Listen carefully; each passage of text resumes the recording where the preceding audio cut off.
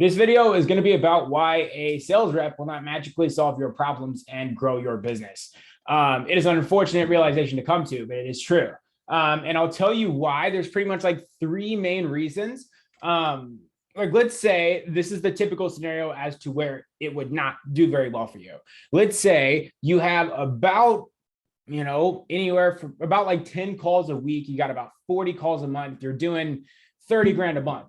Great. You have outpaced the average American. However, the opportunity is not shiny, and it is unfortunate. So even though let's say you're at a 15% close rate because maybe you build funnels or you do email marketing or you do PR services, and you're just not like you're a coach, consultant. You are not a salesperson. So you think, well, this isn't me. I'm not a salesperson. I'm a business owner. Well, you are a salesperson if you are a business owner. And if you are wearing every hat and you are a one-man show, best believe you're a salesperson. And the reason why a salesperson won't magically solve your problems is because you have no performance baseline for them.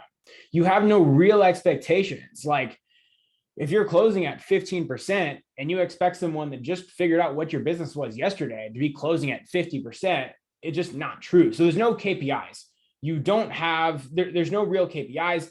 The offer is not really proven yet. Oftentimes I see business owners that take their own sales calls, kind of like custom tailoring every single offer to each different client. So the offer is not productized enough to where once you get a salesperson on, you can't tell them, here are the exact deliverables of this service. And here's what, this client and this client and this client that did well with me, they got this kind of different and this kind of different and this kind of different. So if you give them 12 different variations as to, what your offer actually is, when they go time to actually, present, they don't even know what to give these prospects because they're not the business owner. Like, they don't know funnels or email marketing or whatever it is you sell to the extent that you do.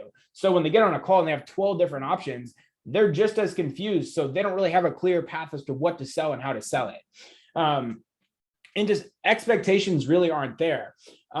Next, like, the lead flow usually isn't there. If you are wearing the sales hat, the marketing hat, the fulfillment hat, the systems and backend hat, and just everything, you're posting all of your content on your own, you're running paid ads, like, you're wearing every single hat and you don't have the call flow to really make someone a lot of money. Like, let's just say, we will do some basic math here. Let's say you have a $2,500 service and you intend on giving, your closer 10% commission on every deal he closes. And right now you have 40 book calls.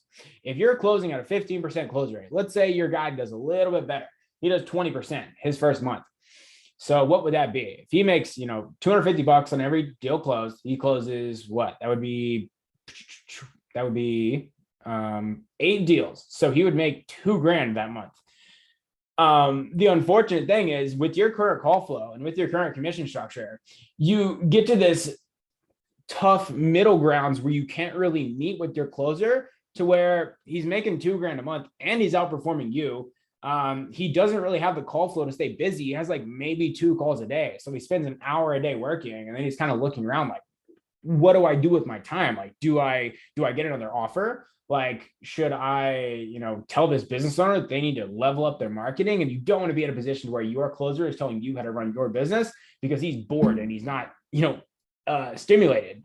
And the unfortunate thing about the call flow not really being there is A players will only take A-level opportunities. If you put a player in a C-level opportunity, they're going to realize real quick the opportunity vehicle that they are in, and they will leave fast. Like, the life cycle of an A player in a C-level opportunity is usually like 6 weeks, like maybe 4 if you're lucky. So that's kind of the cycle you're going to see, is you're going to churn sales guy after sales guy after sales guy. So how do you prevent this? This is actually why with the Closing Bible, which is my sales training, I have made a transition to where my sole focus is you. Like, the person I'm speaking to is the service-based, like, online business owner that is like taking their own sales calls. You got a $2,000, $5,000, $10,000, $20,000 service. You're taking all of them yourself. You're at like a 10 calls or so a week. You're closing 15, 20% maybe. Sales really isn't your strong suit, or maybe it is, and you just want to get from 40% close rate to 50% close rate. what needs to change is you have to be a killer. Like, you as the business owner should sell your service drastically better than your salesperson, at least at the start. At least, month one, month two, you should drastically outperform him. Once he gets onboarded, he gets up to speed, there should be no reason as to why he's not closing as good or drastically better than you, because sales isn't your strong suit. But at a certain point to where you're wearing every single hat, what needs to change for this to be an A-level opportunity is you need to get to a point to where your calendar is so freaking stacked that you barely have time to sleep. And it's unfortunate, but it's true. Like, you need to be at the point where you have like 3-4 calls a day, because that's what a player is going to be attracted to. Like, they want call flow because call flow is more money to them. You also need to be at a point where your back end is strong enough to handle that fulfillment for all those calls and, all this newfound business that you're going to have. Like, if you have 100 calls a month and you are, closing 25%, you got 25 new clients a month. Can you handle that?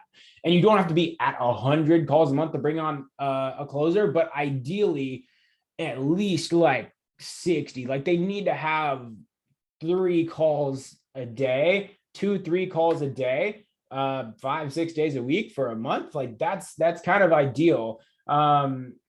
So it's really crucial to have the call flow there, have the back end to be able to handle that fulfillment.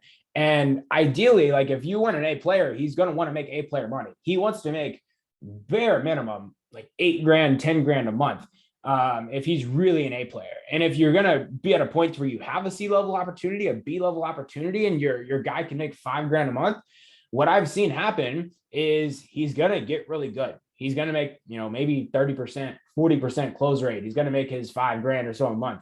And then what he's going to realize is, hey, like, I'm, I have Lamborghini skill sets and I'm driving a freaking Honda Civic. And I can make drastically more money doing the exact same stuff with the exact same closing rate on a different offer that has higher call flow and maybe a higher ticket service. So you either have to, increase call flow or increase your offer price to make your closer more money. So these are the exact reason why you need to be closing like 30, like 40% of your deals on your own. You need to get to a point where you have at least, like I said, 50, 60 calls or so a month. And once you're at that point, your back end is strong, and I will train you up to this point. I can craft your offer to make it just people feel ridiculous to say no to. Craft a kick-ass offer, get you really good at closing, and get you at a point where you are truly ready to bring on a closer. Once you're up to that point, we can build and scale a sales team out for you. But if this is you, I'm going to have a link below. Feel free to check it out. We have tons of testimonials there, and you guys can learn a little bit more about my offer. Go ahead and book in a sales process audit. So my team is basically going to go through your entire sales process, try to figure out what inefficiencies are there and how to level that up. And if it makes sense to work together, I would be happy to bring you on board. And if it doesn't make sense, you're going to learn a shit ton about how to fix your sales process and close more deals anyway. So it's a win-win. Thank you for watching this video all the way through, and I will see you on the next one.